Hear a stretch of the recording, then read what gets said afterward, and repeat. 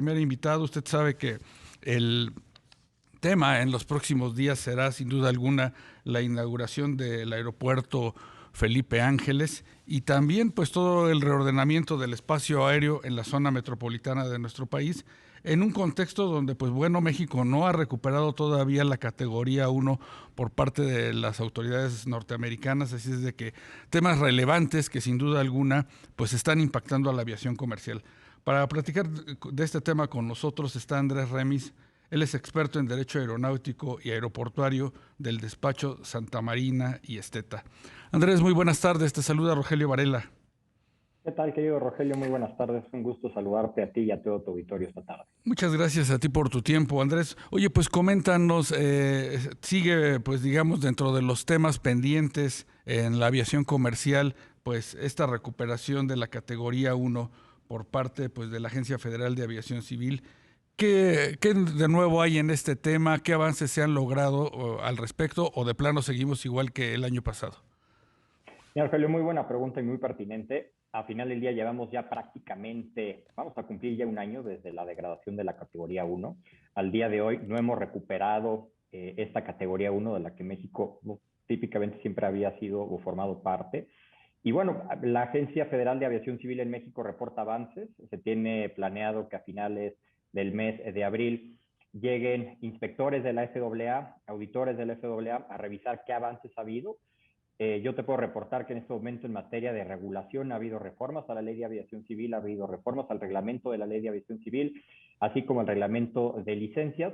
Se han hecho avances, pero bueno, a final del día el resultado es el mismo. Todavía no recuperamos la categoría 1 y la Agencia Federal de Aviación Civil continúa haciendo y reorganizando, atendiendo todos los pendientes que tenemos para recobrar esta categoría 1. Claro, este proceso de alguna manera pues ha impactado pues a las aerolíneas mexicanas en el sentido de que no pueden, digamos que abrir nuevas frecuencias, nuevas rutas hacia los Estados Unidos.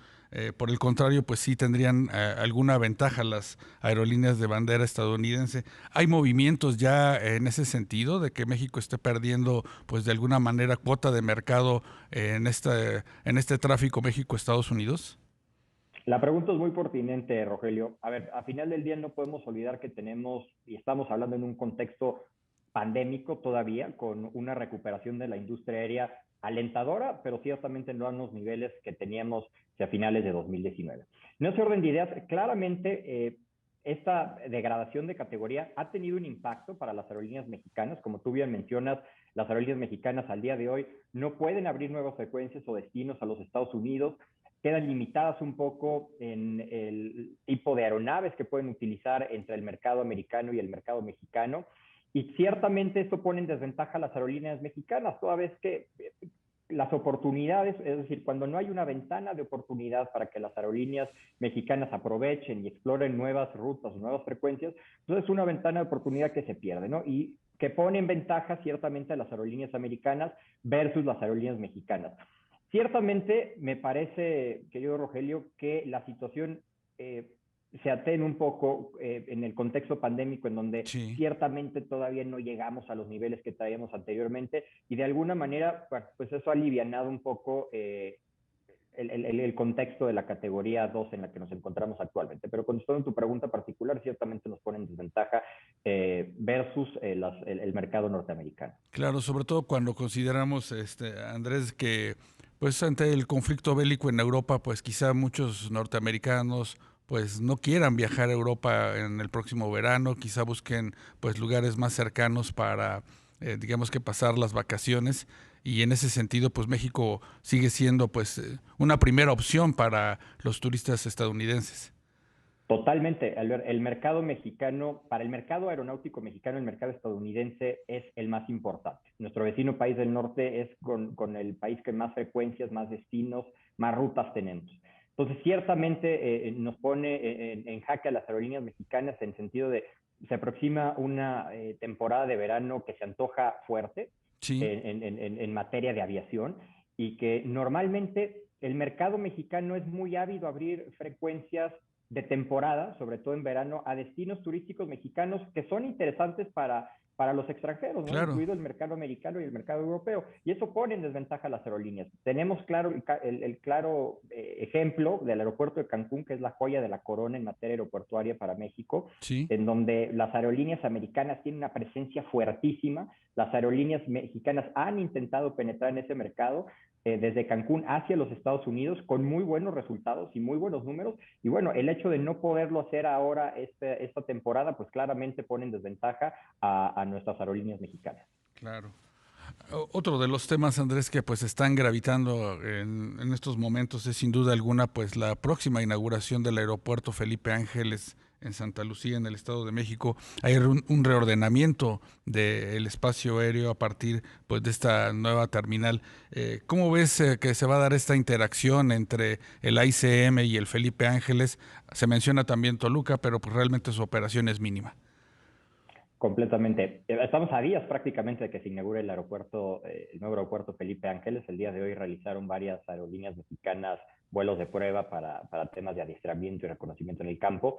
Entonces, efectivamente existe un reordenamiento del espacio aéreo que se realizó prácticamente desde el año pasado con nuevos procedimientos de llegada y de salida del aeropuerto actual de la Ciudad de México y que hace un par de semanas se publicaron los nuevos procedimientos de llegada y de salida para el aeropuerto Felipe Ángeles y que van en concordancia, ¿no?, con esta reestructura del espacio aéreo.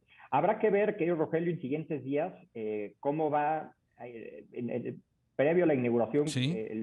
cómo se va a dar, ¿no?, esta interacción entre dos aeropuertos.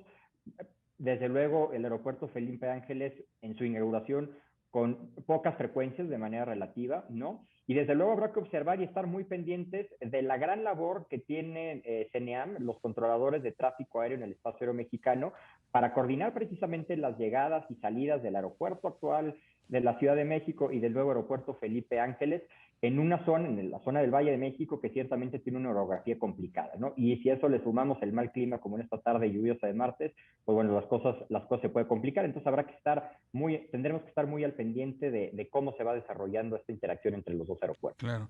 Andrés, también hay un debate pues interesante en torno pues a la operación de la próxima terminal del Felipe Ángeles, en el sentido de que si es necesario o no alguna certificación internacional, pues para que las aerolíneas extranjeras pues puedan animarse a tener alguna frecuencia una vez que pues la infraestructura también de conectividad pues de alguna manera se haya completado y pues sea fácil para los clientes, para los visitantes, para los viajeros, pues el uso de este nuevo aeropuerto.